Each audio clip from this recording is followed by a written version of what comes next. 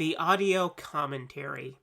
It's a dying art form, but here at One Track Mind, I, your wonky yet affable host Ryan Luis Rodriguez, analyze film through the prism of these embryonic forms of podcasting, one audio commentary at a time. Masterpieces, crapster pieces, live action, animation, cult classics, films literally no one has ever heard of. No track is too small, and no track is too big. Join me and my guests from the entertainment world as we keep these features alive every other Tuesday. Hey, who else is going to discuss Bill and Ted's Bogus Journey one week and Citizen Kane the next? Us, that's who. Sure, you have to put up with my voice, but there's a certain give and take in this industry. That's One Track Mind, part of the Someone's Favorite Productions family, and available wherever you get your podcasts.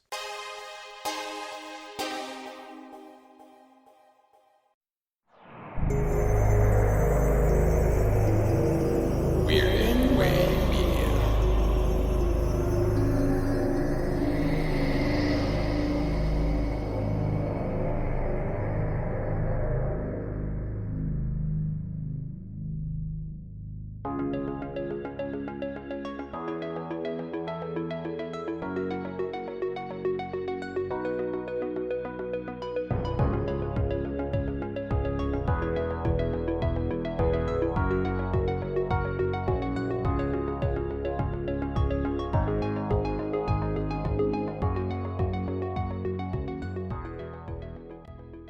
Hello everyone and welcome to Film Foundations, a show where we take 4 questions and apply them to a microgenre, franchise, director, or actor. And those 4 questions are going to be answered on this episode. Along with me is my dear friend and one of the other hosts of the show, Disconnected's own Ryan Verrill. Hey, I am stoked to talk about this. I love me some animation films and eager to jump in. They're the only animation studio, Ryan. How dare you? There's nobody else. According to the Academy Awards, in the last 15 years, like anytime a Pixar movie gets nominated, it's almost like a shoo-in, unless it's like Shrek. I'm pretty sure. Like Pixar movies have gathered Academy Award after Academy Award after Academy Award for good reason. Into the Spider-Verse begs the difference. Yeah, that's the outlier, maybe. I mean, to be fair, Pixar has dominated the animation landscape, I would say, for the most part. I mean, obviously, DreamWorks is in that conversation, but I'm not a Minions guy. So, because that's what that is now, right? Like DreamWorks is Illumination Studios. Yeah. Minions, everybody. Cool. Illumination has turned into this butt of a lot of jokes type of studio, and they don't have a lot of what Pixar has, but we're going to get into a lot of that, I'm sure. Obviously, we are excited to be back for something like this, and most of the topics we've discussed, just the two of us, have been fairly small, very tight, very not a lot of options to choose from. I think this is going to be a really exciting one because there's a wide array of opinions you can have about this. And considering that this has been going strong for multiple decades at this point, there's a lot that we're going to be able to talk. I mean, from 1995 with the original Toy Story to this year, they will be releasing yet another movie, Inside Out 2, and then the other one I don't think is coming out this year. I think Inside Out 2 is their movie for 2024, which is a sequel, which also is like a weird thing. And that's the thing, like when I think about Pixar, I think about like a lot of original ideas and a lot of time in between sequels that aren't Toy Story. You know what I mean? Because it was Toy Story 1, then Toy Story 2 came out 4 years later, and then Toy Story 3 took like a decade, like 11 years to come out. Like whenever I think of Pixar, like I think of a company that just kind of walks to the beat of their own drum, with or without Disney. Because again, there was a time where they weren't owned by Disney, and then they are owned by Disney again, I'm assuming is what's going on now. And it's weird to me because I think, like you said, this is the last time we did something with any amount was 7 or 6 for the Scream movies, because Edgar Wright has less movies than that. He has less than 6 movies, right? Just at 6 movies, somewhere around there. Yeah, so this is like what, 27 different things, stretching, like you said, 30 years almost at this point. Yeah, and somewhere around 27, 28 features, lots of shorts, too, that we could actually talk about. They've done some groundbreaking shorts that a lot of those have been nominated for Oscars as well. Right. But the big thing is this has been a very, like, public type of company since the mid-90s. And I think they technically got their start before that at doing technology-based things, and then they really became focused as an animation studio in the 90s. But, I mean, they have this history of being associated with Steve Jobs, and he helped them make some savvy business decisions, it sounds like. And then once the partnership with Disney came, it was just head for the hills, take all of the money type of situation, because they have been successful literally since day one. I think through the catalog of what they've put out, there's really only one or two movies that people would tend to say are, I don't even think people would say they're bad, but they're like, it was a mess sort of release. And everything else has been knocked out of the park, really great reviews, with a few of them getting like over-the-top amazing reviews. Perfect scores on Rotten Tomatoes for the longest times, really high ratings on IMDb. A lot of people that are around our age would say these are some of their favorite animated films of all time. And it's hard to argue with. These are genuinely incredibly well-made films. With some of them, like the newest one that's been released, Elemental, I don't remember the exact number, but they basically came out and said they had to launch the largest number of servers to be able to even animate this film because of how much computing power that it took to make, which is insanity. And the crazy thing, you look at Elemental and you go, yeah, I get it. Like this looks beautiful. Well, and so, like you mentioned, I mean, obviously the names associated with Pixar, like you mentioned, Steve Jobs already. I mean, Pixar was technically started as part of the Lucasfilm computer division, so George Lucas also had a hand in Pixar. I mean, the people surrounding this company, the names are so well known on their own. But then, like you mentioned, like so many people, I would say our age, but then there's still things coming out now, right? And that are and again, I know we're gonna have some things to talk about, but for me, I think if I were to reflect on Pixar broadly, it's a company who, like you said, like they've really changed the conversation on animation. They're the reason these kinds of movies exist. And I'm talking about, like we mentioned, Illumination Studios, like stuff like that has to exist only because Pixar exists. And I know Shrek came out, and Shrek's not a Pixar movie, but Shrek probably doesn't come out if Pixar doesn't exist either. I mean, that's the thing. Something would have existed, but not a company that 15 of their 27 movies are in the top, highest grossing animated films of all time. 15 of the 27. That's more than half. So that, I mean, it's just crazy. Like you said, I mean, it is like for people our age, obviously it hits, but I think Pixar has figured out a way to transcend all of those things because I think most of the stories are rather universal. I would agree. True to yourself, it's okay to be different. It's okay. I mean, with like Seeing Red, this is a part of life. Like those kinds, like Pixar does a better job in having these conversations than I think a lot of adults have with their own kids. Like some of these things are like, we'll show you this and maybe this will help understand, like, with Coco, like family members passing away, stuff like that. I mean, those are the things that make Pixar such an important film studio for me, is their ability to tackle in recent movies, not so much in like the original stuff, but in recent movies, they've been really tackling some deep emotional questions that, again, like I'm not saying other studios aren't doing it, but in Despicable Me, they're not. There's no grand musing on anything, like not in the way that I feel Pixar kind of gets that. And I think that they are the animation studio as far as like this kind of stuff for me. As great as DreamWorks is, like there's also Surf's Up and Shark Tale. So Pixar's worst movies are not as bad as, you know what I mean? Like Pixar's worst movies are not nearly as bad as like DreamWorks' worst animated movies. Like Pixar still brings the fire even when the movie's just all right. And there are plenty that I would consider to be just all right. And even to the point, did you even remember this happened? So I would say the worst of Pixar can compete, at least on an emotional level, with the best from DreamWorks. Yeah. The titles that were very meh upon release are up there with the ability to cover more ground, to speak more universally with people than the best of DreamWorks. And I think that's why Pixar's going to have some lasting power.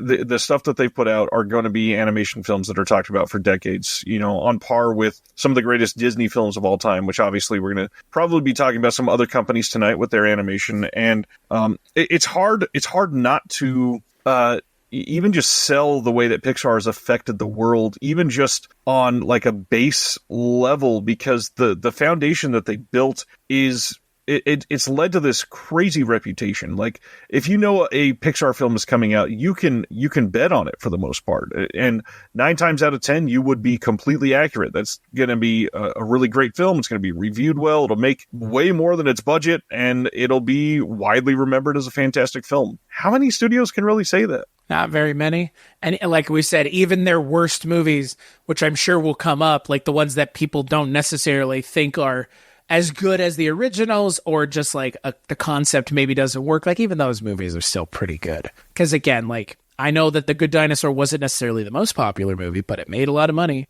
Right. Because it's a Pixar movie. And my least favorite Pixar movie made like one of the most out of the entire studio's history. So, we'll definitely get into it tonight. We'll answer our 4 questions and do some comparisons, because there's a lot of animation out there, and there's a lot of people that get passionate about this specific thing. So, eager to hear your answer for these.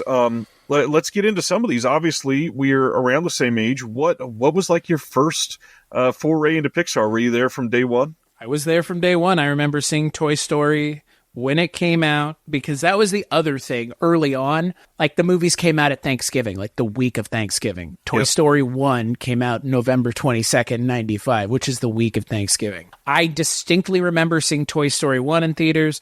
I distinctly remember seeing Toy Story 2 in theaters, because we, on Black Friday back in the day, they didn't take kids on shopping trips on Black Friday. Not saying they should or shouldn't now, but they were like, all right, we'll go shopping. The two, my aunt and my mom, you guys take the kids to see a movie and then go to McDonald's afterwards. And for me early on, like you said, you could count on Pixar. Like, you could also count on a Pixar movie coming out essentially every November for like a good stretch of time. So I remember seeing the original Toy Story, I watch it every now and then, and it still fucking holds up. And it holds up because of the 2 leads, I think the problem with Toy Story is, and this is when we start answering our questions, it'll be like, well, it's more up in the air, because I as much as I love Toy Story, like it's a good movie, but should we ask our first question then? I kind of think so, because like I think because we have so much room to travel, and frankly, like I might even it might be a cheat, but I kind of almost have 2 answers, because there's like a point with Pixar that I feel like is kind of a point of inflection for them, that they start making different kinds of things. And I'm not saying like, Toy Story is not its thing, but like some of the movies are definitely not trying to do what Toy Story was doing. Right. Well, I will share that I was there for Toy Story, I believe, in the theater from day one. I was, I think, 8 when it came out. I remember those first few for sure in the theater. I think the second film was Bug's Life, right? Yeah. Toy Story, then Bug's Life, and then Toy Story 2. And we're going to get into that. It's wild to me that they did Toy Story, Bug's Life, Toy Story 2, and then no more sequels for 11 years. Everything after that was original for 11 years. That's a big thing for them. And now it seems super commonplace. But, I saw Toy Story in theaters, loved it. It was very popular, very successful, made way more than its budget. And I would agree. I think the voice cast is a big part of that. And we're going to get in one of the other reasons why it was a big part of that. But our first question, of course, what is the best entry point for Pixar? So I will let you take this part away and share what you think is the best part. I had a really hard time answering this question. I feel like the list gets narrowed down immediately once you take Toy Story, anything past the first one out. You know what I mean? Like, that's 3 movies gone. I could not in good conscience say Toy Story 2 is the best entry point, because you really have to see Toy Story 1. But I don't want to give Toy Story 1 as my answer, because that feels like the obvious choice. For me, at least. Like, again, like Toy Story, like it's the one that started it all. It's the one that's super important for kind of where this genre of films was going to end up going. But for me, and this is, again, like, I think for me, this is a very popular thing. I don't think that this is some sort of like, oh, I don't see this one coming. For me, I think the best entry point, period, if it's not Toy Story, which again, like I would concede Toy Story should theoretically be the answer to this question, my answer is Ratatouille. I absolutely love Ratatouille. I do not like Patton Oswalt in anything else, but he's fantastic at Ratatouille. Wow. That's an interesting best entry point. I think that it's a fantastic movie, and I plan on talking about that in a little bit, actually. It is certainly one of my favorites from the entire catalog, and it was I probably my favorite, actually, for a very long time until another one came and dethroned it. I was very impressed with Ratatouille, and as it turns out, one of the things about it that was so impressive was it really captures the surroundings really well. And I guess years after, looking into how they did it, is because they went into many of these actual French kitchens and got the brand of everything that they use. They got the design of everything that they use. They got whatever they could out of all these French kitchens and copied them to a T. So it was just 100% accurate. There was nothing that they were, cutting corners with because of budget. There was nothing that they were going to fudge with animation, which they absolutely could have easily for something like this. And instead, they created a magical piece of like merging animation with a really great food movie. And I, being a person that loves food, as anybody watching this on the video might be able to guess, I absolutely adore really good food movies. Like, I love the movie Chef, and it really captures the joy of making some of those movies and making the food for those movies. And Ratatouille, I think, is the only animated film that's ever captured it like this for me. I mean, that's why I like it, is because I am, like yourself, someone who finds being in the kitchen to be something I enjoy a lot. I don't know if I'd ever want to do it as a job. I mean, I've thought about it, but I love being in the kitchen, and I love this idea in Ratatouille of a animal being in love with the idea of food in a way that is off-putting to the rest of his family because he's just a mouse or a rat, I guess. You're just a rat. It doesn't matter.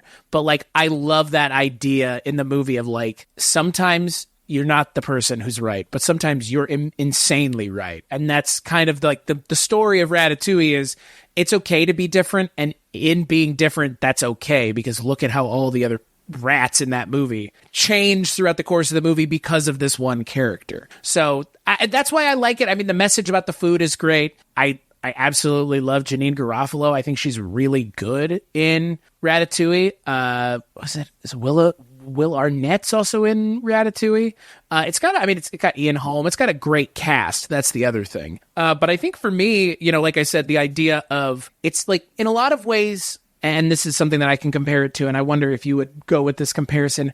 Ratatouille kind of picked up or not Ratatouille specifically, but like Pixar picked up the mantle from like Rankin and Bass in terms of like telling stories about it's okay to be different, or it's okay to, be a different rat that likes food and enjoys the flavor combinations. Like most of the Pixar movies are about someone not being the same as others. And like, that's old school Rankin and Bass, fucking Rudolph the Red-Nosed Reindeer and everything like that. You know what I mean? Like, so for me, Ratatouille is my best entry point, but I can completely understand why it might not work with some people. But I think it has enough of the Toy Story-esque storytelling, but at the same time, it's starting to verge on the real emotional movies that Pixar is going to start releasing soon in this timeline, if not 2 movies down the line. Because Up is like, I mean, I'm not a fan of Up the movie, but I'm a fan of the first 10 minutes of Up because it's heart-wrenching. I think every human on Earth is a fan of the first 10 minutes of that movie. I just don't know what else there is in that movie to enjoy. Like, that's the problem.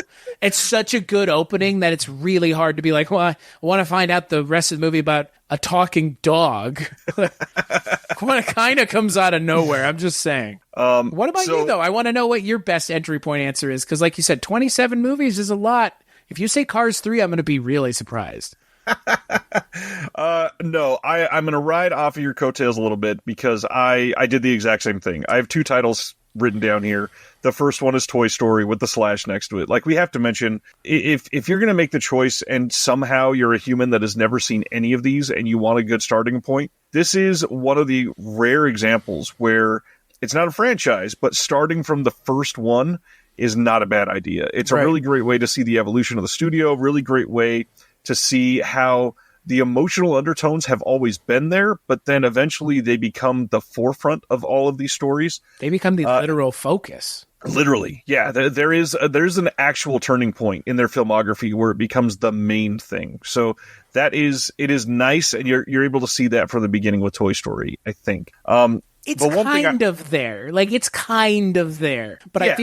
I feel like they didn't want to go there too much because, again, like in 95, they were making movies for kids. Now in 2023 and 24, they're making movies for those adults that were kids and their kids. Yeah, that's the big thing is you got to see who their competitors were at the time, and that's what they thought they had to cater towards. And now they've built their own genre, basically. They do not need to compete with DreamWorks because it's a completely different event when a Pixar film gets released. Yes, like literally. Even during the pandemic, it was a big deal. Because didn't Soul just get dropped on streaming during the pandemic? Soul did, and so did Onward. Right. Oh, and so did Luca, actually. Yeah, I remember that, which is weird. Like, that kind of... I'm not one of those people that's like, gotta go to the movie theater to see movies, because, like, that's just not who I am. I enjoy other things in my house a lot more. But if you go see Indian movies in Lincoln, Nebraska, there's never anybody. But there will always be people there for Pixar movies. I remember when we went and saw Monsters, Inc. in theaters, there were people sitting on the stairs in the movie theater watching the movie. Like, that's how big of a deal these movies are in and of themselves, even as early on as Monsters, Inc., which is 4 movies in. I know, it's fucking You know what the 5th movie was? Finding fucking Nemo. Like, they literally, I mean, again, I talked about this, like, you know, Ridley Scott, not a director I'm a super big fan of, but you can't deny he made 2 amazing movies back to back and has been chasing that dragon ever since. It'd be good if you just made Alien. It would be great if you just made Blade Runner, but can you imagine making both of them? Like, I mean, it's, you know, it's like John, I mean, I've said this on the Culture Cast so many times, like, John Williams has the Superman theme and the Indiana Jones theme and the theme to Star Wars. Oh yeah, and also the theme to fucking Harry Potter that they will literally probably reuse in the HBO show because it's so iconic. And like, that's the thing. How do you make iconic movies? Pixar figured it out clearly from the jump. Yeah, and to speak on the number of people that saw these, Finding Nemo almost made $1 billion. And when you look at when that was made and how common that was, it wasn't common. Finding Nemo came out in 2003 and made over $940 million. Like, that's wild. I believe they have $4 billion movies and 3 that are from like 800 to $1 billion. So they're on the cusp of 7 films being almost $1 billion, which is insanity these days. That is unheard of. And to do it in 2003, that's a shit ton of money for 2003. Yeah, well, and that's like I was saying, like it's crazy to me how much money these Pixar movies have made. Because again, like I mentioned, in the top 10 movies of highest grossing animated films, it's a lot of Pixar movies. I mean, other than The Lion King, but 50 highest grossing films of all time, I mean, in the top 10 is literally nothing of Pixar, but in the top 20 you have Incredibles 2, and I guess it's what's weird is like it's not against like films with actors, it's not, but animated films, it's like they're nobody makes as much money as Pixar, period. Right. Even the fucking Minion movies didn't make that much. Like, the Minion movies are making a couple $100 million, I'm sure, but not $1 billion. I think they've had 1 or 2 that have crossed $1 billion. Man, so disappointed. Those soccer moms really love their Minions. I get, and you know what? I don't get it, because like, here's the thing for me: like, are the Minions more iconic than like anything Pixar has created? Fuck no. Like, not a fucking chance in hell. Like, the Minions alone, maybe, but like, there's an actual human character in those movies. Does anybody actually give a shit? Like, or is it all about the Minions? I guess it's all about them. They got their own goddamn movie, so. They do. And I believe there's a giant, like, Minion statue or mountain or something decorated in LA that, like, when you're cresting the hill by Universal, you can literally see a giant fucking Minion just looming in the distance. I believe it. I mean, it's one of the franchises that they based a ride on at Universal, that god-awful Despicable Me ride. Like, that's the thing, but everybody just feels like they're chasing Pixar, right? Right. That's true. Especially the continued success. That's the biggest thing. Sure, Right. Sure, you can drop a minion movie and make, hundreds of millions of dollars. But can you do that for 27, 28 movies? Probably not. My entry, the first thing I said was Toy Story, but I really want to highlight one thing about Toy Story before we drive in. Let's leave Toy Story alone for a little while. Oh, wait. Is this a gag about what you're going to be saying next? Not at all. Drive in, wink, wink. I'm not going to be talking about cars, I promise. Wow, I'm a little disappointed. When you go back in 2024 and watch Toy Story, that animation is really bad compared. It's rough, man. Ain't it rough? It is hard to look at. And like the characters, they got really decent for the most part, but the background, Sid's dog is awful. The human characters are fucking abysmally animated then. But at the same time, this was the first real computer animated film. This was a big deal for when it came out. So I get it that it wasn't going to be perfect. And even this competes with a lot of the DreamWorks stuff that was computer animated years later. This is better than a lot of that stuff. So it's one of those things where, like, I can see to my kids, they don't love to watch a lot of the really old Disney stuff unless it's a story that captures them in the first couple moments, because they don't like that type of animation. It just doesn't appeal to their eyes for some reason. Well, I get it. They're YouTube trained. Oh, it's all about the TikTok, folks. I mean, I don't disagree. That's the thing. I watched all those Disney movies growing up, but then at some point I stopped watching them and I watched Pixar movies. Like, I can't tell you how many times in middle school I saw Finding Nemo. Like, that was such a big deal for like 2 or 3 years that's like all they ever showed at. Like, anytime it was like, well, we have a sub today, we'll show Finding Nemo. It's like, I don't want to watch Finding Nemo ever again. I've seen it that many times. But that, to your point, is like, you don't get to that point in the world if you haven't like proliferated immensely. And Pixar had by that time, but Finding Nemo is another one where it's just like, it made waves and they had already made waves. Like, that's crazy to me. Because like Finding Nemo and Monsters, Inc. are the first 5 movies that they make, the first 10 that they make. Yeah, that's insane. So my actual answer here is not going to be Toy Story, but I think the best way to do this is to capture the classic Pixar and the current iteration. And I think the current iteration, you have to lean on something that is emotionally focused, that has great music in it, that has really wonderful voice acting. But really, the last 8 or 9 years, they've also started to focus on bringing light to these underserved cultures and communities. And so my pick here is one that we both love and have talked about slightly before. I got to go with Coco. Oh, man, don't do that to me. I have to. I know. I think that this is a hard movie to even think about. Do you know what I mean? It is. It's like, I do cry on a daily basis because I feel like it's healthy, and I think it is. But like Coco, I cannot watch it. And I'm pretty emotionally in tune with myself, but I can't imagine rewatching Coco. I've seen it probably 8 to 12 times because of my kids, and every time I get stuck in this emotional rut of, God damn, this is a wonderful movie, and the characters in it are so... I mean, the funny thing is they're both so likable and so hateable. There are certain characters in this that you go, fuck, you are an awful, awful person. And it doesn't shy away from saying that either. And there are a lot of movies that are ambiguous for that for kids, and they keep some of this ambiguous because there are some things that are good about some characters and some that are really bad. But man, when they are bad, they are really bad. And obviously the animation in this is gorgeous, some of the best of all time.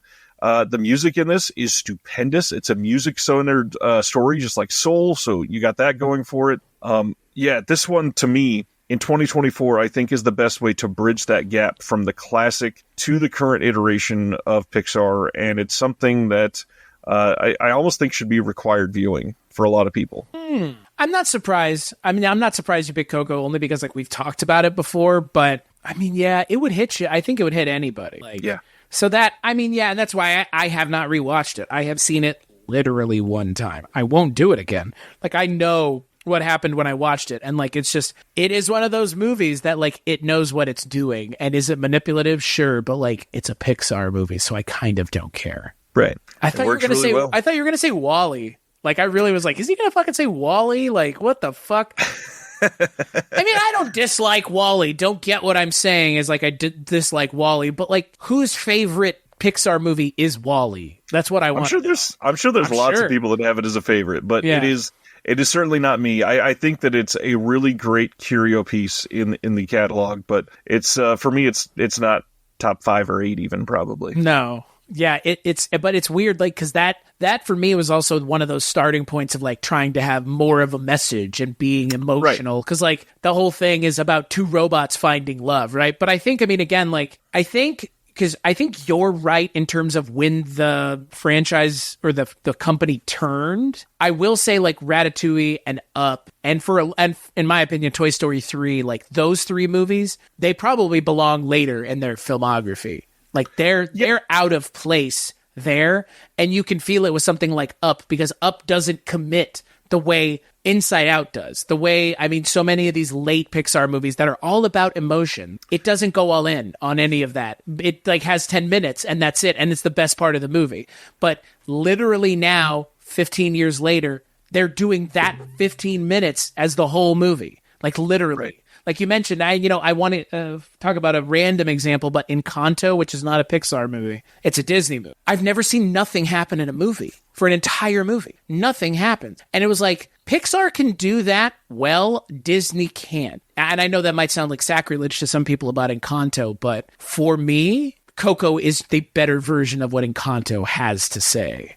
100%. And that's because it's a fucking Pixar movie, and they're the ones who know how to do this. Like the other movies I think about with Disney's like direct influence, like who fucking, what's it called? What's the, oh God, I'm blanking. Frozen. Like what's the message of Frozen? That's, I mean, it's a good question. It comes across as a very feminist movie, which, not a bad thing, obviously, no. But the right? I don't know. Right? And that's my point. Like, the second Frozen, I could kind of see what they were going for, but, like, Frozen and so many of these other Disney movies, they just don't have that emotional heart that Pixar does. Because they're trying to chase Pixar, and Pixar's part of Disney. But you know what I mean? Like, it always feels like any of these other animated movies are trying to chase down the ease with which Pixar can just present a serious story and do it well. And it not feel super serious either. Like, Inside Out has a pretty interesting message, but it, like, in a lot of ways, not a fucking kids movie at all. Like, they're not making movies for kids in a lot of ways. Right. Like, they're really not. Like, kids can watch them and appreciate them, but I think it requires time, distance, and age to really start to appreciate some of their later movies. There's so many things I want to say back to everything you just said. First, I think they are making movies for kids through Pixar, but the biggest thing is I think Disney was only making movies for kids. Right. And with Pixar, we're going to make movies for kids that when you watch it at age 7, you'll love it. When you watch it at age 13, you'll go, huh. And when you watch it at age 23, you go, oh, shit. Right. That's what I was watching the entire time. So they're more of a timeless story. I know we're going to get pushback on the whole Disney doesn't have the emotional core. So I will say, clearly Disney does have an emotional core in many of their movies. You know, Scar being killed, that's a big deal. Child losing, whatever. Bro, that's the 90s, man. I understand. Hold on. I think your argument's valid if we're talking pre now. Okay, so even then, like Tangled, there is all kinds of great emotions tied up in that. In fact, I would say Tangled is the best animated and maybe even competing with all live action depiction of a true narcissistic mother-child relationship, even though it's not technically mother. But it's a really great story for people that came from broken households. So I will say that many of these, the Disney films, they have the emotional component, but it's so surface level. It's like they don't trust their audience to put any two concepts together. It's we're going to give you just a touch of it and never dig into that further. And Pixar, in almost every film, has been able to do that, even the ones that are pre, 2012 or so. And honestly, you kind of just named the movie that I think was the big turning point. And it's funny because what the movie's about, I think Inside Out was the emotional turning point for Pixar, is they took this movie that literally explains emotions in one of the best and easiest to understand forms for anybody, and lays that out in a film that you can watch and be just so almost emotionally manipulated by, because you are finally able to understand things. I mean, there are there are psychologists, and I say this as somebody that's a psychology major, that have been like chasing the ability to share understanding emotions with neurodivergent children and adults that could not do it nearly as well as Pixar did in Inside Out. It is such a simple way to go, listen, you have a handful of emotions that are duking it out for your attention, and this is how they react. How are you going to control them? And that sets the tone for the next decade of what they've been doing. And Inside Out came out in 2015, and everything since then that they've released has been, other than, I think The Good Dinosaur came out in the same year. They were clearly working on that already. But everything else since then, there's tragedy, there's loss, there's, this sense of being othered. There's this hyper focus on very like micro communities. And you mentioned Turning Red earlier. One of the best things about Turning Red is if you happen to be a female 12-year-old Asian living in Canada, Pixar literally made you as an individual a film and said, here, please watch this. How much better does it get than that? Well, that's, I mean, to your point, and I was just sitting here perusing their list, like, even The Good Dinosaur wasn't negatively reviewed. It got, like, middle of the road to positive reviews. But right. But like you mentioned, like, when you have something like Inside Out come out the same year, and I will tell you, I just recently saw Inside Out for the first time in the last month, like, in the literal last month. And you know what? The emotional part is fine, but, like, nothing else really happens. You know what I mean? And I'm not saying like things don't happen, but in a lot of ways, like, if you're going to make a movie tackling these topics broadly, if you want to, or more specifically, I feel like you kind of, sort of have to, and this is again, just me, understand that sometimes these things can't necessarily lead to fun action scenes. Right. And Encanto is like, for me, I literally, like, I got done watching it with a friend of mine, and I was like, it's not that I didn't enjoy it, because it was fine. It's so Lin-Manuel Miranda, it fucking hurts. But what the thing about it was, like, nothing happened. Like, they were just like people locked in a house the entire movie. And it's weird because, again, like with something like Inside Out, I feel like they nailed Inside Out more than they nailed Encanto in terms of like animation. Because again, I feel like Inside Out has more important things to say, and Encanto kind of doesn't have anything to say. Is what it feels like. Like, it's trying to be like, we're a family and we're all different, and that's fine. Like, Pixar's already done that like 5 times over. Like, it's weird to me is what I'm saying, because like Disney is seemingly competing with Pixar, but like you mentioned, even they aren't able to do the Pixar thing. Only Pixar really is. Not even, I mean, again, like, even when Disney does do it with Frozen or Frozen 2, what's the emotional core of those movies? They never confirmed that Elsa is a lesbian, which would have been a big deal, right? Like, that would have been like, okay, well, now it's a thing. Now it has emotional core. But like, I guarantee you Pixar will do a gay lead at some point. If not Riley, the character from Inside Out, being possibly non-binary in the new movie, who knows? Like, again, like, that's another thing that people have talked about. But again, like you mentioned, Disney, it's all surface level for the most part. Yeah, and you keep throwing out Encanto. I think Encanto is the clearest form of Disney trying to be Pixar, right? And it does not work well for them. I will say I enjoyed Encanto. I thought the music was fun. The thing is, Disney needs plot, and Pixar has proven time and time again that they don't need plot. I mean, Pixar has made not the most complicated one, that's for sure. Pixar has made a handful of movies that are literally art films. I mean, Inside Out is pretty close to an art film. WALL-E is 100% an art film. There are a few of these that are made that, sure, story-wise, not a lot happens, but when you compare it to any of their super early Pixar films, they are still, infinitely more deep of a story. WALL-E literally bridging the gap between the end of humanity and finding new life is such a Pixar story to do that with a full-length feature and then go out and sell it to so many people that it makes over $500 million. That is insanity. Like, they bottled up this art film and sold it to society. They said, cool, we love it. And Disney can't really do that. The only one that really was there was Fantasia. And back in the day, that was the big deal is, oh my God, this is animation. Everybody's singing and this is drawn and we're watching in a movie theater. This is all brand new. I mean, that sure, they could do it then. You can't get away with that in 2024.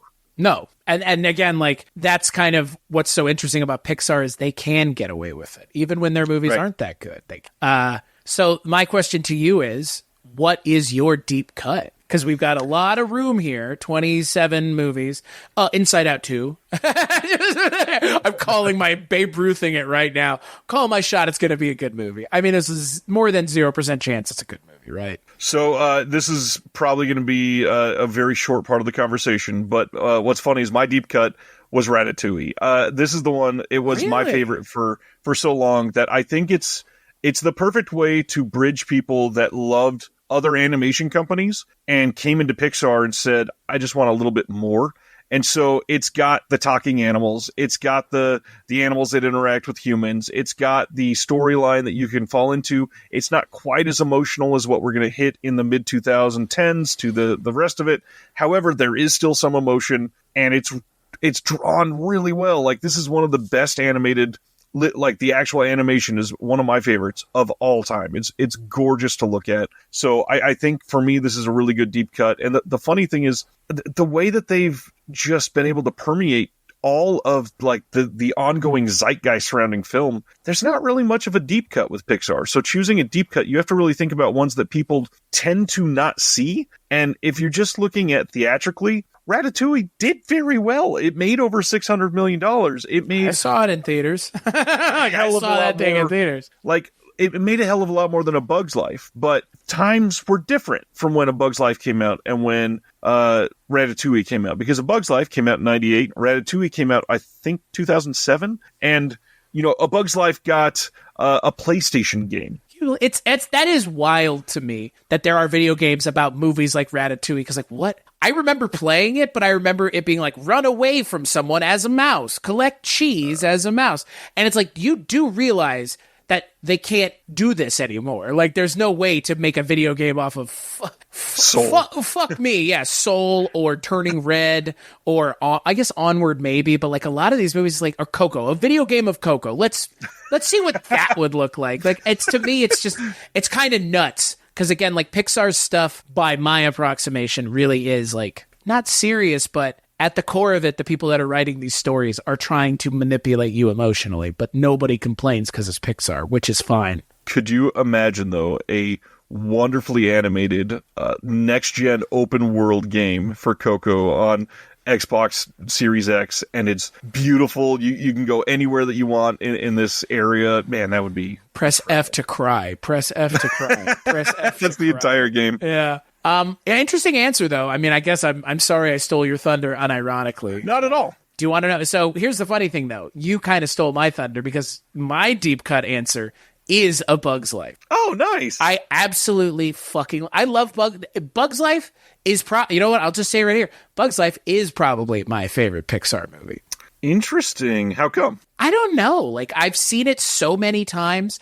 I love Dave Foley as Flick. I mean, I love nice. all the voice actors are great. I mean, you literally have like a traveling troupe, and it's like Madeline Kahn and David Hyde Pierce and who else? I mean, Kevin Spacey, but, you know, less said about that, the better. Dennis Leary also as the ladybug. Like, and then again, the other characters like a Julia Louis-Dreyfus, like I mentioned, Dave Foley, Hayden Panettiere, who less we say about her as an actress, the better. She's not someone I resonate with. But I mean, again, to even mention like Madeline Kahn or Bonnie Hunt is in the movie. Like, it has a really weird cast, but it also has a really good message, which is like, it's okay to fuck up. It's okay to fuck up, and your fuck-ups do not define you. Right. And, like, that, for me, is, like, it's such a good message for Bug's Life, and, like, I think for life in general, and, like, just, you know, do not let your failures define you, because that's the character of Flick, like, and they think he's a fuck-up because, I mean, he kind of is, but he saves the day in the end, or that giant bird does. But I don't know. Bug's Life has resonated with me since the first time I saw it in theaters. I am one of those fucking weirdos who is really sad that you can't go on the Bugs Life ride at Disney anymore, which was like a theater show, and they have like bugs dropping from the rafters and water being shot in your face. Like I missed that. I genuinely love A Bug's Life. Speaking of video games, I had the Bugs Life game on PS1. It was so difficult. I remember the thing with the fucking dandelion thing where you got to cross the canyon. Yeah. Like everything about Bugs Life is it hit me at the right time. I would have been 8 years old. And I remember seeing it in theaters. And you know what? You mentioned it already, and I want to come back to it. How the fuck has there never been a sequel to A Bug's Life? Right. Like, I don't get it. I get it, but like, it made like fucking $360 million. It made back its budget and then some. But no, it's as the second film from a studio. I know. Isn't the crazy part?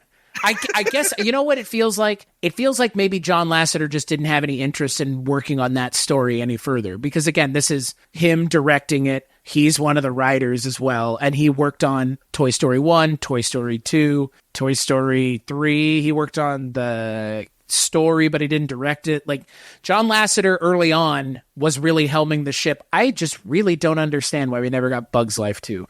Again, maybe there's nothing else to say, but I find that hard to believe. I will say I had written down some notes about individual films that I wanted to drop in just so I didn't forget. What I had written down for Bugs Life, I think hands down, this is their funniest film by far. The jokes in this movie hit, and they hit hard. Yeah. They're funny for every age. They have everything from poo-poo platter jokes to like old school circus references that are interesting to the eyes and everything. I've always loved this movie as well. I think that the fact that this is their second film and you follow up Toy Story with this wild of an idea, like hats off to them. This was risky and really, really smart at the same time. And I would have loved to have seen this, expand in some sort of way. And again, like, with the message of what it is, like, don't let your fuck ups define you. Like, you're not a failure just because you failed.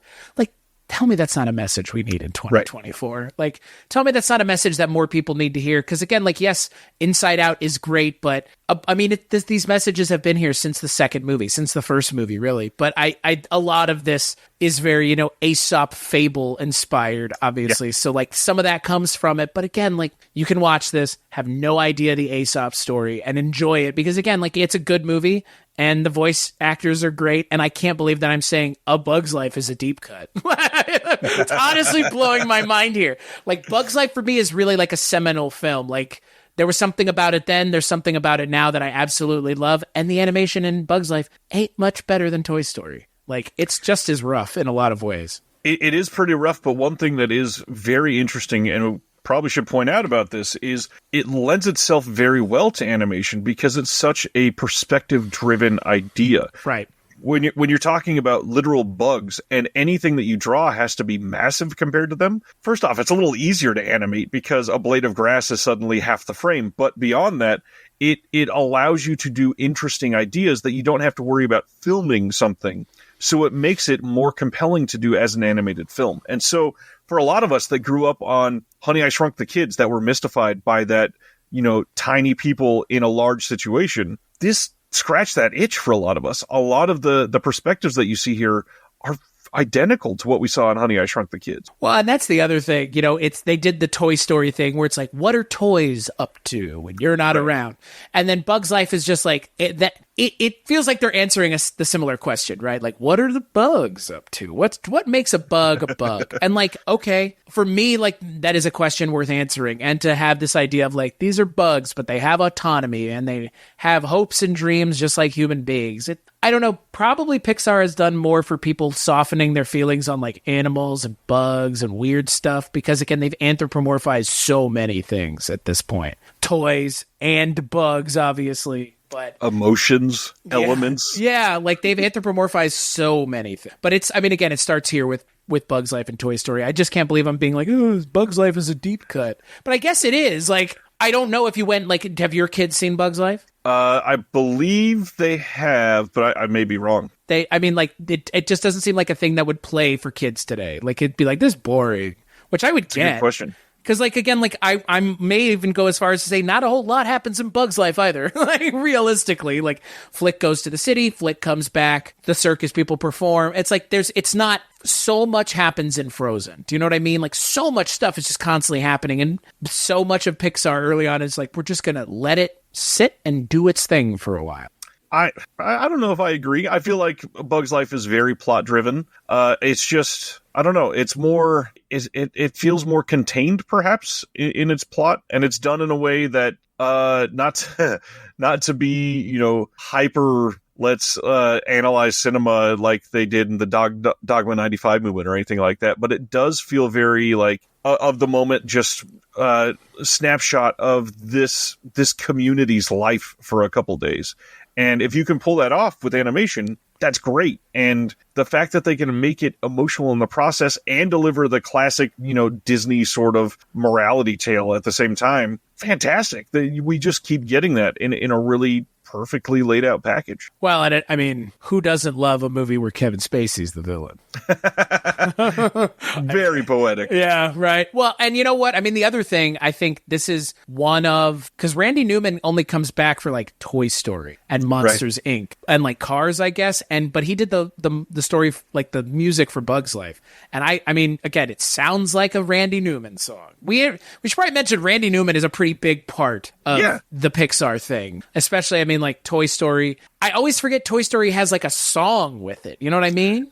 It's like, that's how big of a deal Toy Story was. It had a fucking song that like everybody knows. It's part of the, I think it's part of the permanent zeitgeist in a way. Yeah, there's absolutely going to be people that will never, ever, ever see this movie that will be able to quote that song. Right. Yeah. You've Got a Friend in Me is like, that in my mind is the equivalent of like When You Wish Upon a Star. You know what I mean? Like, and I'm not discounting The Lion King. Lion King's great. I know everybody likes The Lion King, but Lion King's music for me is just fine. Like, it's just fine. Like, there are good songs, but how many times have I heard them in my lifetime? You know what I mean? Like, that's the thing about Disney. Like, you really can't escape some of these things. Like, You've Got a Friend in Me, or When You Wish Upon a Star, or right. So, I mean, so many other things. Under the Sea, like, we could just name things that, like, I feel like most people know. There's like 7 songs just from Lion King that are that popular. Right. Yeah, exactly. Yeah. And that's the thing, like, remembering Bug's Life. Like, Bug's Life has a song with it, but it's different. It's not, it doesn't have the song that everybody remembers. That's probably why it's gotten forgotten a little bit, because it just doesn't have the marketability. Are there songs for any of these other films until we get to like Coco that are memorable? I don't remember Bug's Life having a memorable song. I remember Monsters Inc. having a memorable song. Finding Nemo, Incredibles, right? Ratatouille, even. I don't remember a memorable song for any of these. Right, but like Randy Newman did songs. I mean, the thing is, the Randy Newman song in Bug's Life is the one that they perform at the end of the movie. The time of your life, but use it well. I mean, like, that's a pretty bad Randy Newman, but I mean, it sounded like the beginning of the Full House theme song. Here's almost a bug, tiny bug. I like bugs. That's the fucking Will Sasso Randy Newman that he does. Who wants to go get tacos? I'm buying. Let me melt down some of my fucking Emmys or Oscars or whatever. Randy Newman has Oscars and Emmys, I'm sure. I'm sure. Yeah. And probably Grammys, too. Right. Yeah. Well, and that's the thing. Like, those early movies really also benefit from the music. Like, Toy Story has the thing. So Bug's Life doesn't. So yeah, deep cut Bug's Life. Well, and that's the thing. Like I was saying, in the 90s, they felt they had to compete with Disney. They hadn't created this new genre that is, quote, Pixar films, unquote, just yet. Right. Because now they need memorable songs. They need relatable characters for children. So Toy Story, literal toys. I mean, what's more relatable than toys? All kids can relate to that. And even adults. Like, even adults can relate to, like, your toys that you left behind. Like, because part of that's the toy. I mean, that's what makes Toy Story such a good movie, is that it has that cross appeal of, well, you're a kid, you're playing with toys, but also, like, adults played with toys too because they were kids. Like, that, it's such a smart way to tell the story. Yeah, you just keep talking about Toy Story. Just keep talking about Toy Story. Well, on that note, then, I think we should probably go to our third question, which I feel like this one, to me, it was really obvious, but I'm very curious to hear what you say. And that one is, what is Pixar's biggest impact on pop culture? So take it away, Chris. I honestly think that Pixar's biggest impact on pop culture is Toy Story. Like, and the creation, I mean, like, Toy Story is a moment in time for so many things, for the beginning of like animated films, for the beginning of like CGI animated, the beginning of, again, like we've already mentioned, Pixar doing this as a thing for a full movie. That's the first one. But at the same time, it's so many other things. Like, it was such a thing that wasn't a thing. And now it's everything all the time. Like, everything that is animated like this comes from Toy Story. And so I feel like Toy Story is the franchise that we keep checking in on as fans of Pixar, because we've seen Toy Story 1 and 2, but then took a really long time for 3, took a pretty long time for 4 as well. But those characters are so, I don't know, they're so part of, like, Buzz Lightyear and Woody are so ubiquitous. Like, I feel like it, not maybe like Jesus or Coca-Cola levels, but like, I don't not think that. They've only done 4 movies of one thing, and that's Toy Story. You know, like, the way I look at it is like, it's obvious to me what the pop culture impact is introducing the world to the world of Toy Story. But like, I think you could just say broadly, it's introducing the world to this kind of animation and doing it seriously, not just like a gag that is there to entertain kids and the adults are just bored out of their fucking minds. So I agree with you, and that's I'm gonna share my first thing, because I did list 2 things. The second one I wanted to say is a joke, but now with what you said, it kind of works. The first thing I want to say is my real answer here is they impacted pop culture by signaling the end of hand-drawn animation. And good thing, bad thing, I don't think it's an argument either way, really. Yeah. Hand-drawn animation can be great. It also is very convenient to be able to click undo on a computer program. So I totally get it. It is something that was inevitable to change like this. And I think it opens up our ability to make these things on a worldwide scale rather than a handful of old dudes sitting in some crazy studio in Florida hammering out some film for like 9 months and then coming out of it depressed and underpaid and just awfully treated because they don't get to work from wherever they want, basically. So hand-drawn animation can be great. It can be something that leaves a little bit more to be desired, but I think the fact that this came in and nailed the first film as a, completely CGI animated film, it really can't be overstated how much this was a big deal, because it's a very stark contrast to what Disney was doing in the mid-90s. Stark contrast. Yeah, there's some CGI in Beauty and the Beast, but it's like one scene, and that's it. Like, this really just feels like a moment in time where it's like, this is going to be a thing now. And it has been, still is. Like, and Toy Story started that. So what's your joke answer? What's the joke answer? I want to know what, like, the snide answer was. I mean, it comes across as a joke, but it's actually something that you could really argue that this is the case. And that is the fact. Be a joke then. This can't be a joke. Come on. The answer should be Cars. I mean, in all reality, Cars is a crazy worldwide phenomenon. I don't love this franchise at all, but the fact that, you can find Cars references everywhere. There's crazy conspiracy theory videos on YouTube. There's characters that you can purchase on every single possible merchandising opportunity. There's a Cars land at Disneyland. It takes a lot. True. That is true. It takes a lot to be able to have that sort of an impact. And people forget, like, when the first Cars movie came out, it was still in the heyday of home video. So Cars made a decent amount of money. It didn't make huge numbers. The first Cars didn't even make 500 million, which didn't even, that's such a funny way to say that. But the home video market for Cars was huge. Kids that were, 4 to 8 when Cars came out, ate that film up on DVD for so long. They got immediate fans out of everybody, which is why Cars 2 had to go into production so quickly. And they got that thing out, a good 5 years later after the first Cars. And Cars 2 is arguably, in my opinion, the worst movie in the entire Pixar catalog. And yet, I've never seen it. It still made more than the first Cars film, which is crazy. It's, other than Toy Story, it's got the most amount of sequels. It's got 3 films out there.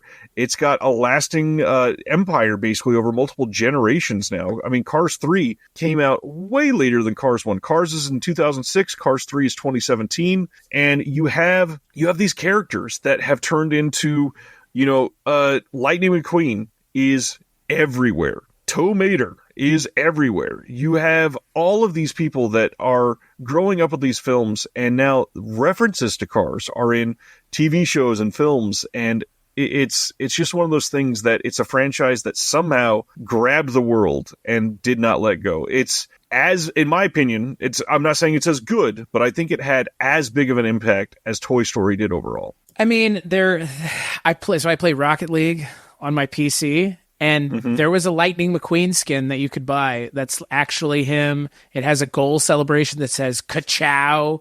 The thing that I bought just because it is really triggering when other people have to hear it when you score a goal is Rascal Flatts' "Life is a Highway," which is a really, roast me all you want, but that song, like, it's such a fucking, I do not like that song. It's such a, like, it is in so many ways just like saccharine nonsense, but again, to your point, like, Cars was such a thing that, like, that was a big, that's a big deal for Rascal Flatts, that song. Like, it was a big deal that was a song that came out with that movie. Like, Life is a Highway was Cars 1, right? Yep. I haven't seen anything past Cars 1. I heard Cars 2 was not great, and then Cars 3, like, the trailer for it just looked so bizarre.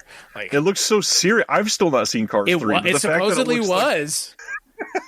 I mean, it's Pixar in their emotional era, so I don't doubt that it is serious. But Cars 2 came out, and it's this bizarre spy film, and you're like, we're like spoofing James Bond with talking cars. That seems like a really strange choice from Pixar. Michael Caine is in that one, right? He is, yeah. Michael Caine. I would, like, kill to have, like, a Cars movie that's set in, like, the James Bond universe, because there's so many car things in that, where it's just like, this is James Bond's car. So I'm assuming it's like a poor facsimile of that. Or a poor interpretation of something that could be cool, you know? Yeah, that is right. Cars does have 3. And Toy Story might have 5 at some point. Probably will end up having 6 as I wouldn't doubt it, yeah. Yeah. That's interesting. I don't disagree. I think so much of this is like, you know, digging through the dirt, like you get different striations of things. And like, to your point, like, I think Cars is I think what you were answering about with Cars is the same thing I'm saying with Toy Story. It's just like something about these characters imprinted on people. And like, you know what? I'm not saying Finding Nemo doesn't have that, but it doesn't. Like, it doesn't. Monsters, Inc. does, like, big time. Yeah. But, like, Nemo's so weird because in a lot of ways, it works in spite of it being, it is a very late Pixar movie being made very early on. Like, Finding Nemo would feel a lot more at home in, like, 2010. Do you know what I mean? Like, there's no music. Is there a musical number in fucking Finding Nemo that anybody remembers? Like, not really. But it has an amazing cast. Yeah. And what I was going to say is I think that's why Finding Dory was such a, smash hit. Because not only was it like nostalgia for that first one coming out, but it was one of those things where people went, oh, like these characters were important to me for a long time and I want to see them again. But goddamn, like it is the Finding Nemo in the late era Pixar that could really hit hard. And it's a really good movie. And honestly, it's kind of the exact same movie as the first one, to be frank. I've seen that movie one time, Finding Dory. I remember crying at the part where she figures out who she is or whatever. I don't remember it very well. And that's the thing, like the sequels to the movies, I really didn't go out of my way to see. Like, I've not seen The Incredibles 2. I've seen The Incredibles, but I'm not going to... You want to have a hot take? I do not like The Incredibles. I find it to be something... Whoa. Yeah, it's not something I really resonate with. Are you normally a Brad Bird person? Do you like this other stuff? That's the thing. I think he's fine as a director. Just for me, something about The Incredibles just doesn't... I get what they're going for, and I think that that's an interesting conversation to have about like superheroes in the real world. It's just the way Pixar implements it for me. It's just, I don't know, with all the movie stuff that real live action superhero movies we get, it kind of feels like a conversation that's been had a bunch now, and they're just trying to figure out a way to insert themselves. Well, even then, The Incredibles came out in 2004. Spy Kids came out first in 2001. It's basically the same movie. Ooh, that's fair. Yeah. I have no hatred for The Incredibles. It's just not... That franchise is my least favorite of the stuff Pixar has done, for sure. Interesting. Yeah, I think Cars is that for me, just because I'm not caught up in the fervor of Cars at all. I really enjoyed The Incredibles. The second one was good. It wasn't like upper echelon for me. But yeah, I don't think there's any other franchises for Pixar that I, even look down on. But and technically there have been 5 Toy Story movies? Isn't Lightyear technically a Toy Story movie? Well, not only that, I think Toy Story is the only one that they've made things that are like mid-length films. They've got the Treehouse of Terror or whatever they did, and then they've got one more. And I think they're both around 20 to 25 minutes, which the fact that they've put that much into Toy Story shows how much it's meaningful to them. Right. Yeah. I cannot agree more. Like, I feel like Toy Story is like the crown jewel in their crown. Like, it is the center stone. And I genuinely don't think we're going to go another 10 years without another Toy Story. Like, I'd be surprised.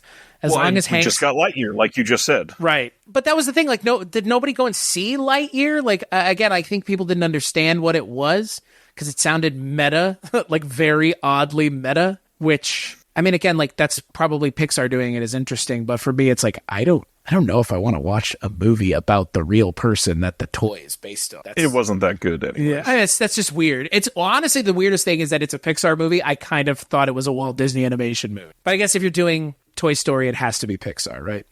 That's true. And to reiterate my point about the animation thing, the fact that Pixar came in 95 and said, look at us, we're not going to do any hand-drawn animation. Every film that we're putting out is going to be computer-generated. And they did that starting in 95. Disney's last hand-drawn animation film was 2009. So they held on way longer after Pixar came onto the scene. And not that that's a bad thing at all, but the fact that they still kept doing it. It was great for them. It worked for them. But it just shows like Pixar grabbed a hold of this early. And I think that was the thing is without Pixar forcing that, I don't think some of these other studios would have went there. Even like now, I bet we'd still have a lot of hand-drawn animation if Pixar never started. I agree. I mean, there is no Shrek without Toy Story. I mean, really. I mean, it's just that you could see, like you said, you could see the ways that it has kind of hopped. I will say another weird thing about these Pixar movies that, again, I think can't be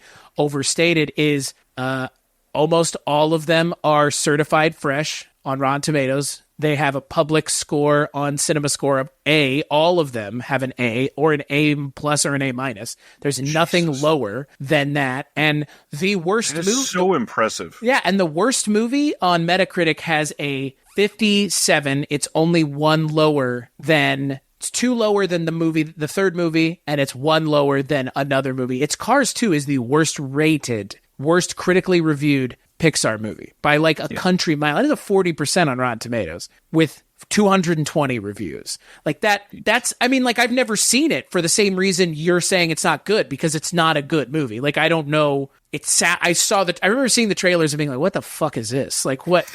Well, that's the other thing that I feel like, I don't know where we would have this conversation, but I feel like you kind of broached it already with the sequel thing. I, for the life of me, don't really find the sequels to be better than just the one-offs. I think the one-offs are better, like a Ratatouille, like an Inside Out. Like, yeah, Toy Story 3 is amazing. I have yet to see Toy Story 4, but Toy Story 3, like, that's a great movie. I actually think that the emotional core of that movie is pretty strong, but I genuinely find the movies that aren't a thing in a universe of things tend to have a little bit more room to have an interesting conversation, like a Coco, like an Inside Out, like a Ratatouille even. Like, they're not a Toy Story movie, so they can kind of have more interesting things to say.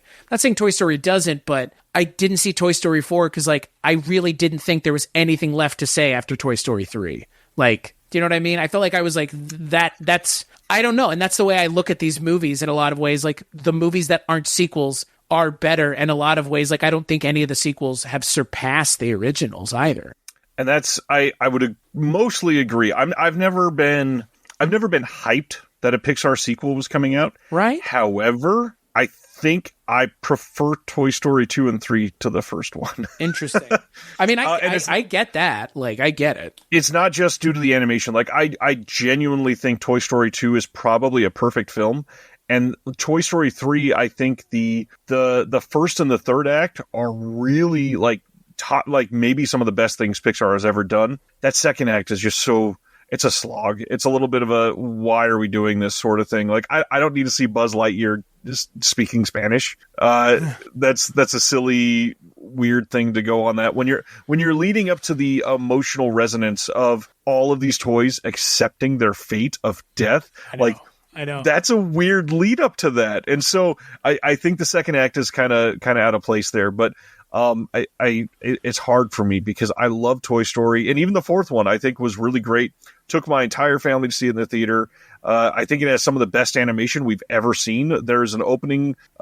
It's either the exact opening scene or the first 3 minutes. I'm not sure. It's been since that day that I saw it. They animated a rainstorm in a way that I would have believed anybody that said this is not animated at first. Interesting. It was astonishingly well made. And so that's the thing. I think Toy Story is the exception that proves the rule because we've said, they take their time with the Pixar.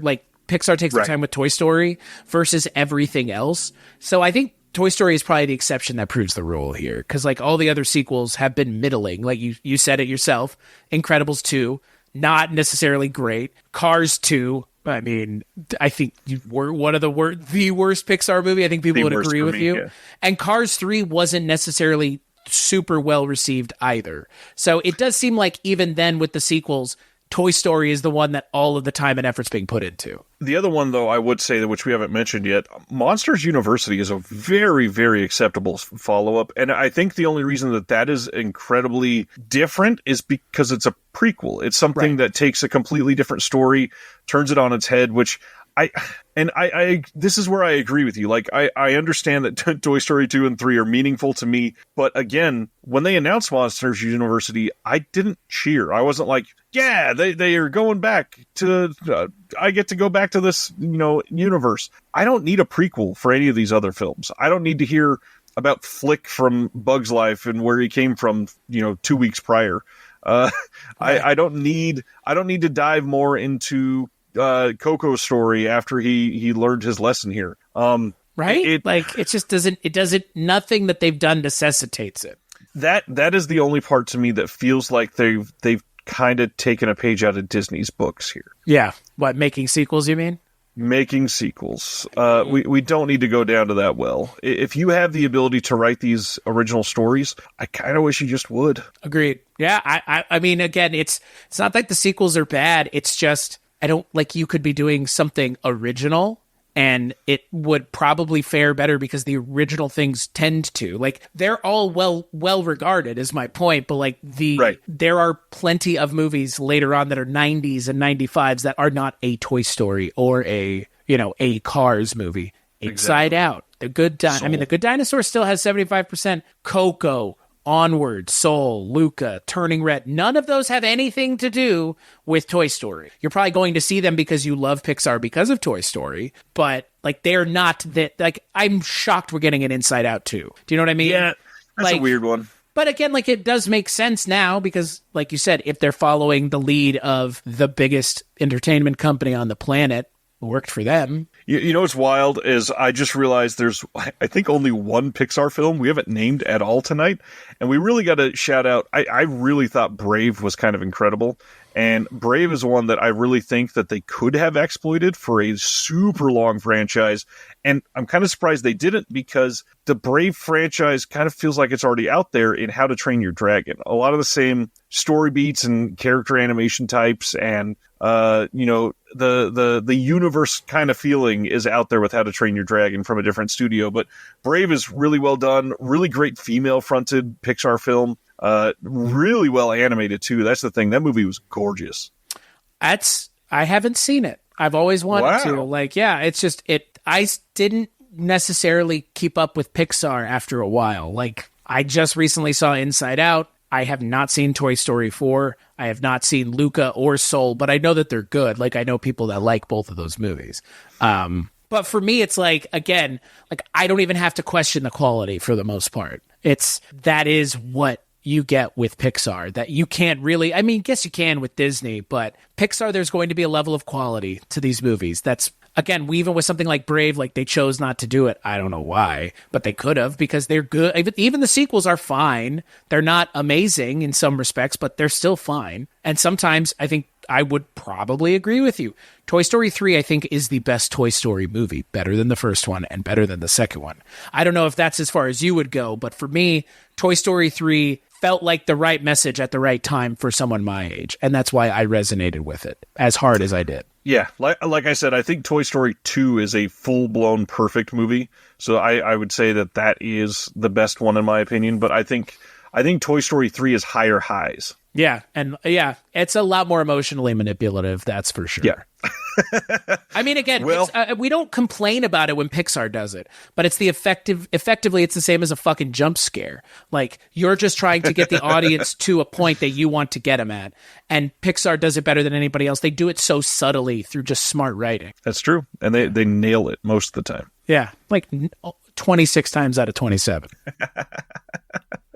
All right, then. That leads us to our final question, which I know that we've alluded to a lot of other animation, but I've not brought up my answer for this one yet. So anybody that has somehow lived their entire life and never seen a Pixar film, what would bring them some sort of relative sort of interest in these if they were already a fan of something else? So Disney, I think, is the obvious one that people would go to, but I would love to hear what you're going to say. I mean, I feel like it's kind of unfair, and we've already kind of mentioned it, but early DreamWorks stuff doesn't have the heart of the Pixar stuff early on, or even late Pixar stuff, but they have so many movies that I think are amazing on their own right. Because again, Prince of Egypt, not terrible. Road to El Dorado, not terrible. Ants, not terrible. I mean, a weird movie, but not terrible. And then you've got all the stuff of Shrek and Madagascar and Wallace and Gromit.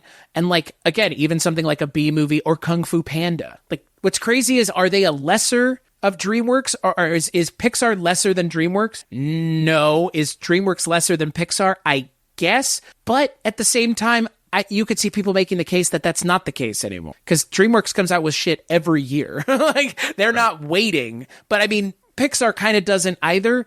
It's just DreamWorks does the thing more often than Pixar does, which is making sequels, right? Like making full-blown sequels, like 5 Shrek movies, and plus 2 Puss in Boots spin-off movies, 3 Trolls movies. Like, they just go. They're not like worried about it the same way Pixar is. So that would be my answer, is like stuff from DreamWorks Animation. And if we're talking specifically, I think the first Trolls movie is actually pretty good. I'm not one of those people that hates Trolls. I understand the hatred for Trolls, though. I find Rise of the Guardians to be a rather interesting and fun Christmas movie that gets forgotten. That's the one with Chris Pine playing Jack Frost. Is that right? Yeah, and Alec Baldwin. Is Alec Baldwin as Santa, I think? That's not a great person to pick. Yeah, it is Alec Baldwin. Yeah, stuff like that. Like, and even a Kung Fu Panda. Like, Kung Fu Panda is kind of a Pixar movie. Like, it's a very close approximation of something Pixar could have done. And those, I think, are the successful DreamWorks movies, are the ones that are like, this is as close as you guys are going to get to doing a Pixar thing. So like Shrek. Right. Shrek, in a lot of ways, is the movie I think Pixar wishes they would have been able to make, which is like some crass humor.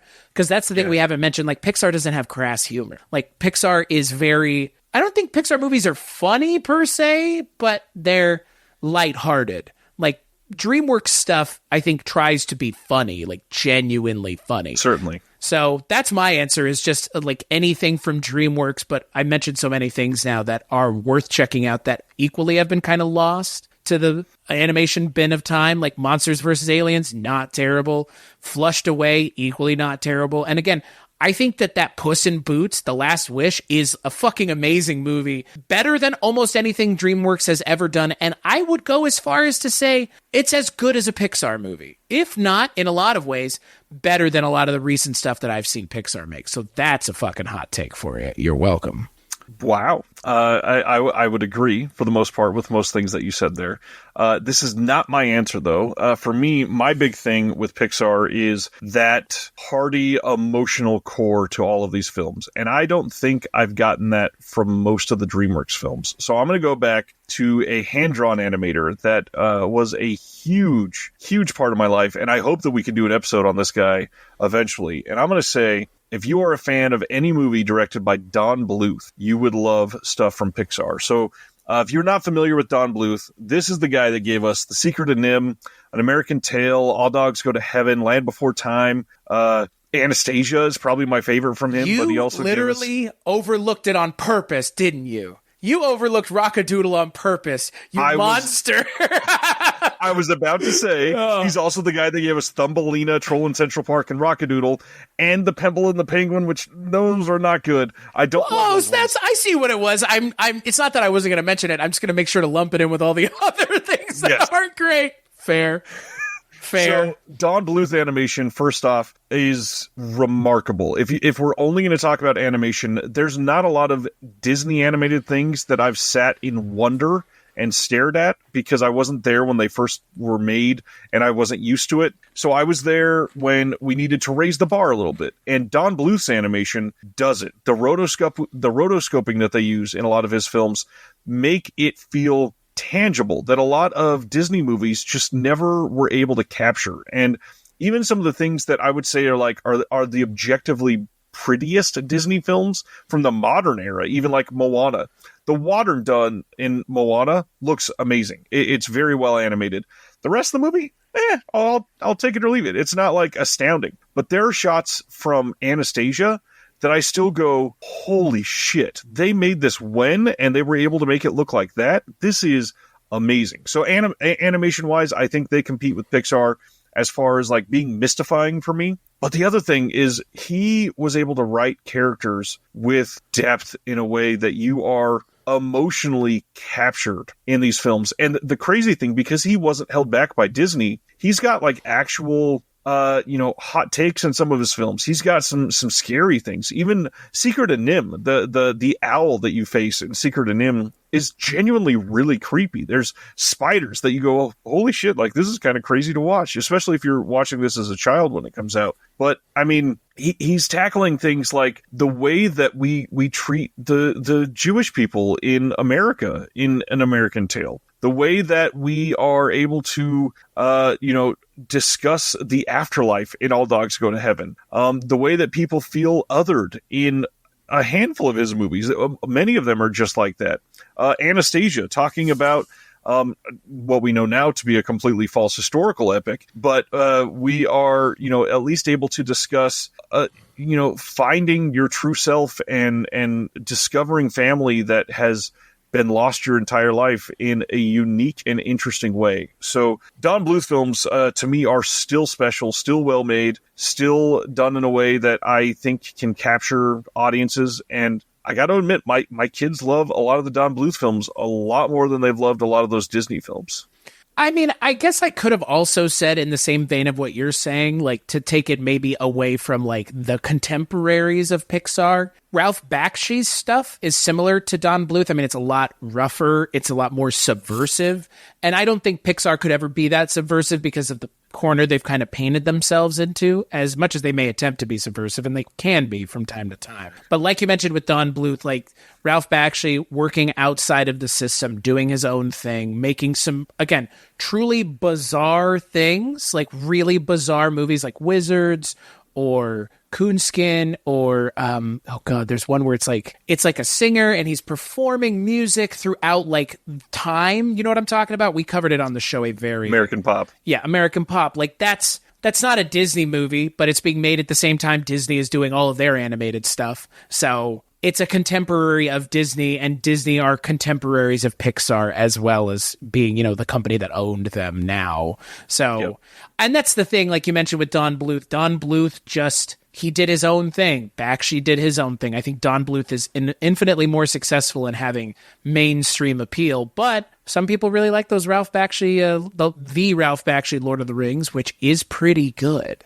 So, yep. He has a shorter list of things, I think is the problem, but yeah, that's a good answer. Don Bluth. Yeah, it's a good one. I would agree. I would 100% agree. I love Don Bluth. I happen to be lucky enough in 2023 to be on an episode of the Directors Club podcast and discuss his whole filmography.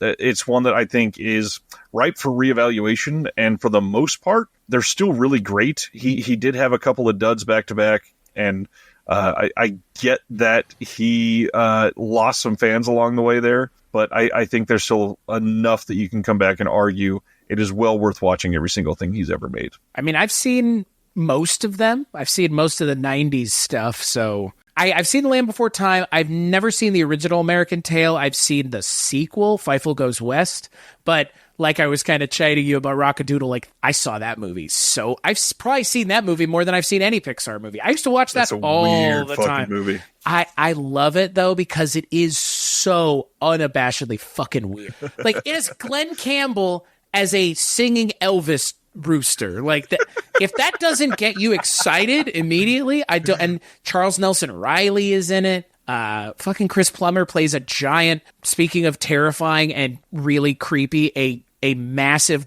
owl is played by Chris Plummer, and Ellen Greene is in it as well. Like it's not a great movie, but it's a fucking weird movie, and Disney would never make something like Rockadoodle. Never in a million years. Well, you know what's got to happen now. You got to watch the rest of Bluth's films, and we got to do an episode on them. I guess so. I mean, those are heavy hitters. Like we've mentioned, just looking at the list of things, like Anastasia has such a big cult following still. Like I love that movie. I haven't seen it in a very long time. I remember it used to scare the shit out of me because of Chris Lloyd's Rasputin, because he's so good. I know. And it's got John Cusack in it doing like a okay performance. Like I think any of the male characters in these, any of those Prince characters kind of get short shrift, but that's fine. Yep. It's an Anastasia movie. But Troll in Central Park, now that, yeah, you brought it up though. You don't like it. It's not. I watched it. I watched The Troll in Central Park for the first time last year, and oh man, not good. No. I mean, did you think it was going to be good though? Did you think there might be a chance? The hard part here is my wife has good taste for the most part, and she has raved about it because it was her childhood film. She was like, this is one of my favorites from when I was younger. And I watched it and I was like, it was? Yeah. Well, I mean, Charles Nelson Riley plays Lort. That's Troll backward. That's Troll backwards. That's like Nilbog. Don't you know Nilbog? Don't you piss on my hospitality. Fucking Christ. I always that's a Dom DeLuise, because isn't Dom DeLuise Stanley the Troll? And he's in most of Don Bluth's early stuff. Like, I mean, Dom DeLuise is fine. He is hilarious. Yeah. Yeah, we should do an episode on Don Bluth. I only have to watch like a couple more. Bartok the Magnificent. I probably saw it when I was younger. I do not remember that at all. And he made that movie too. It's not like, that's wild. That's wild. Yeah. Don Bluth's a good answer. I think anybody who does animation would be a good answer, but specifically Don Bluth, I think, is a great answer. Yeah, he is maybe maybe I shouldn't say that without thinking about it well, but I would say he's probably my favorite animation director of all time. I mean, I can see that. Like I said, some of these movies I know have a lot of quality pieces to them, and some of them are quality throughout. So I agree. Man, this has been a fun one. Pixar was huge, and I really feel like we kind of nailed it. I think so. I think we, in the process of this entire episode, have mentioned every single Pixar movie. Literally. Have we? We have, right? Yep. Okay, cool. Because I wanted to make sure, because there aren't too many to not mention all of them. But I think we have gone through the entire. I think we've gone through the entire catalog by the end of this now. Well, let's throw some other things out there. Maybe some, quick quips about some of these for us. Any that are super unsung or underrated that you think people should check out? I haven't seen enough of the new stuff to have an opinion on essentially anything from Soul forward, other than seeing like 2/3 of Turning Red. I really would implore people to just go rewatch like Bug's Life. Like it's like really like it's one of those movies that, again, like it's a really early Pixar movie, but everything about it is still really, really fun. Right. And I don't know, I think Onward is fun also. I think Onward kind of got lost in the shuffle of like The World in March of 2020. Like, what a time for that movie to come out. What a actual horrible time for that movie to come out. So I would actually say Onward might be my answer, because I feel like not enough people have seen Onward, and it's pretty good. And Chris Pratt and Tom Holland. Yeah, like that alone should get you through the door. And I'm not the biggest fan of Chris Pratt anymore. The person, him as an actor, I think he kind of can be one note, but I know he's very charismatic. And in Onward, he plays a character, and this is a funny story. I had blue hair at one point in 2020, and my possible niece called me Barley because I had blue hair, so I am now Uncle Barley to her. Unironically, like she was like, he looks like Barley from Onward. And so like that was enough. So probably, honestly, as much as I want to beat the drum for Bug's Life, like Onward, I think kind of got forgotten because of the pandemic, because it came out like the weekend before the pandemic happened. Yep. So Yeah, it didn't even make its money back, which is a fucking shame. Like, because again, I think Onward is a fun, interesting movie. Yeah, it's a good take, and one that really hasn't been super covered in a lot of the other Pixar films. Really great sibling story. You took the one I was going to say, surprisingly enough, so I'll shift it to the other pandemic movie, and I'll go to bat for Luca, because I think, to be honest, I think this is a borderline masterpiece film. I think that it's animated in a really interesting way. It's a unique story that blends, the bringing these random things that you would not expect to see animated to life, which doesn't exist, obviously, with somebody being a shapeshifter in a way. But the underwater scenes are great. The way that they capture the culture of Italy really shows the way that they are embracing these micro genres of culture in a very fascinating way. And it's a fun story, and it's so interestingly told, and it's small. That's one of the other big things that I kind of love about Pixar is it's like the opposite of the MCU problem. We had to bring it up, so I wanted to shed light here. It's every single MCU movie fails because it has to be the biggest stakes possible, but a lot of the Pixar movies are just, no, one person's going to have a bad day if this happens. And so it is small in scope and done in a way that is more relatable. I can't relate to a planet being ruined. That doesn't change my life. I'm not going to feel invested in that. But leaving some toys behind? Yeah, I've faced that before. Having a rocky relationship with your sibling and then, finding each other again as you get older? Yeah, I've literally faced that. I can embrace these films a lot more. I'm with you. Turning Red is another great example of that's one of those ones that it is a literal microcosm of a movie. And I honestly, like I said, I think Pixar's doing their best work when they're just doing a thing. They're and you know what? Encanto would have been a better movie if Pixar had made it.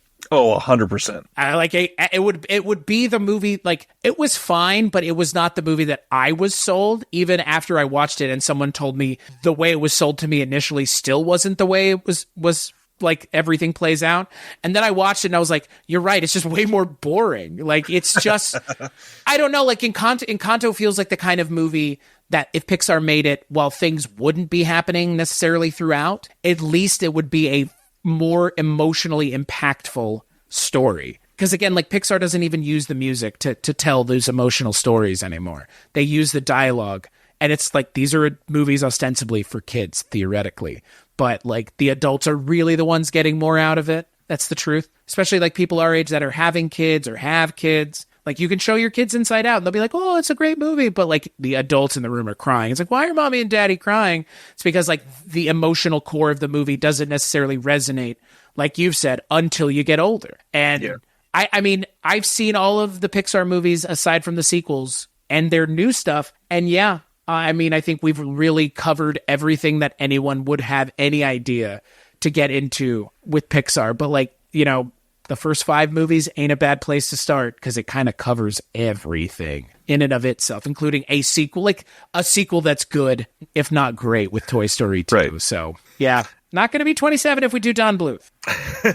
It was 10. It's a third as much, but that's fine. Yeah. Yeah, makes choosing the answers for that a little easier, even though his stuff is such quality, it will still be difficult. Right. Oh, yeah. No, I'm with you. And yeah, I think it's funny that we actually got through every single movie somehow. Because again, I think each one of them deserves a conversation about them because some of the new stuff is so weird and specific and esoteric that, again, you might have to sell someone on the idea of Turning Red. And I would understand if a cisgendered white man doesn't want to watch Turning Red, but you should because it's a fucking great movie. For sure. Yeah. No, this has been fun. This was a fun episode to do, and I look forward to when we get to talk about more a wider expanse of things. Do you know what I mean? Because we didn't have the same answers for the most part, which I think is interesting. Absolutely. Well, I hope everybody enjoyed that and tunes in for the next episode, which I'm sure will be quite interesting for you all to hear. If you are interested, please give us a follow on all the socials. And what else should we shout out here, Chris? What you work on with Disconnected, what I work on with Weirding Way Media. You do a show every Thursday. I post every Wednesday. There you go. That's it. Weirding Way Media is going to get the super shout out tonight. There's shows for any type of film lover on that network that you could find. Please go check it out. There's something there for you if you are hearing this for the first time. Something there for your family. Something there for your friend that is super, super obsessed with Columbo. Right? Yeah, ain't that the truth? All right. Thank you for that, and we'll see you on the next one.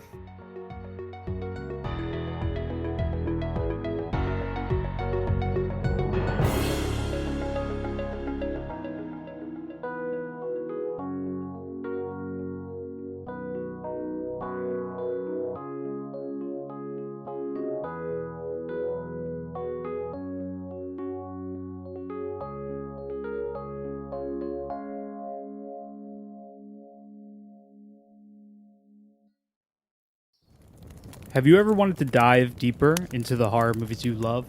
Beyond the Blood is a horror podcast for fans who want more than just surface level screams. We do deep dives into the movies that shaped us, digging into director commentaries, behind the scenes stories, deleted scenes, and the special features that most people skip. Each episode is a love letter to the genre. We break down how these films were made, the creative risks that paid off or didn't, and the lasting impact they've had on the genre as a whole. From 70s slashers to modern nightmares, we celebrate the craft, chaos, and characters that keep us coming back. If you're the kind of fan who rewatches movies with the commentary on, or you simply grew up in the video store horror aisle, the Beyond the Blood podcast was made for you. New episodes every single week. Subscribe, and let's dig deep. Welcome to the Beyond the Blood podcast.